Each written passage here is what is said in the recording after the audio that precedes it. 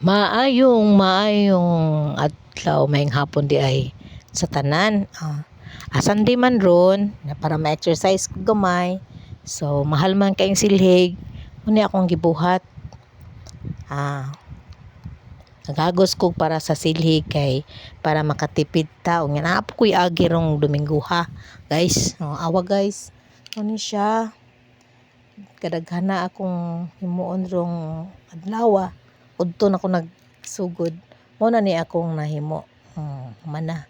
Di akong magulang tabang putaw na kog hipos sa ako ang mga kalat.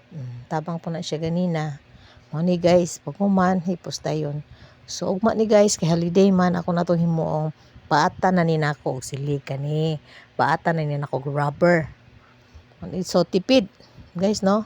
Wala siya naglabay na siya guys. Bye bye guys. Love you.